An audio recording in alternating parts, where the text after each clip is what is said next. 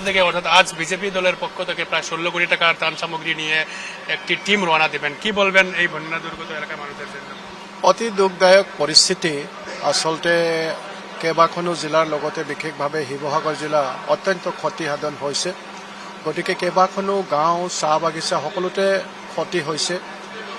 এই দুখৰ সময়ত যাতে আমি সকলোৱে ক্ষতিগ্ৰস্ত লোকসকলক আমি লগ দিব পাৰোঁ, তেওঁলোকৰ যিখিনি দুখ কষ্ট ইয়াত যাতে আমি কিছু হ'লেও সহায় সহযোগিতা আগবঢ়াব পাৰোঁ, তাৰ কাৰণে বৰ্তমান মাননীয় মুখ্যমন্ত্ৰী ডক্টৰ হেমন্ত বিশ্ব শৰ্মা ডাঙৰীয়াৰ নেতৃত্বত ইতিমধ্যে সকলোবিলাক ব্যৱস্থাৰ কাৰণে সকলো সাজু কৰি ৰাখিছে। আজি বিভিন্ন সাহায্য সামগ্ৰী ইতিমধ্যে উক্ত জিলাসমূহলৈ প্ৰেৰণ কৰা হ'ব আৰু ইতিমধ্যে কৰি থকা হৈছে। গতিকে এই দুখৰ সময়ত আমি প্ৰত্যেকজন বিধায়ক সেইসকল পৰিয়ালৰ লগত আছোঁ।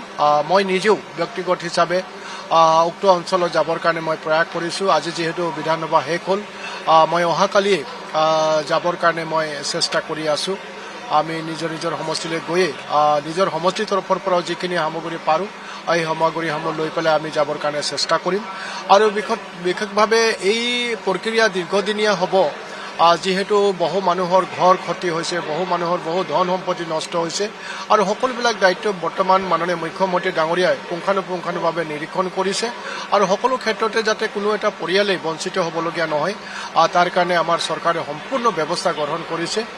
গতিকে আমি সকলোৱে এই দুখৰ সময়ত প্রত্যেকটা পরিয়ালের লগত সিএম রিলিফ ফান্ডে দেখা যাচ্ছে বিভিন্ন লোক তারা টাকা দান করছেন বা মুখ্যমন্ত্রী ঘোষণা করেন যে অনেক টাকা আছে সিএম রিলিফ ফান্ডে। যারা এই মুহূর্তে আগ্রহী রয়েছেন সিএম রিলিফ ফান্ডে টাকা দেওয়ার জন্য, তাদের উদ্দেশ্যে কি বলতেছেন?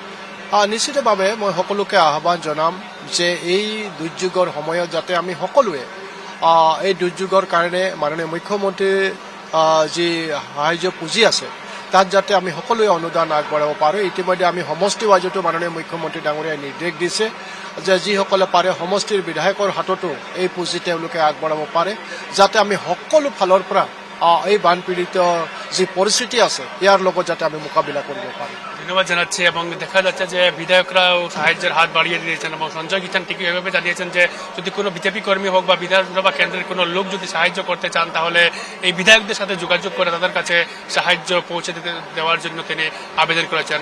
অসম বিধানসভা থেকে ক্যামেরা এলবার্ট ব্যান্ডের সাথে মর্তুজা আহমেদ, নিউজ লাইভ বাংলা।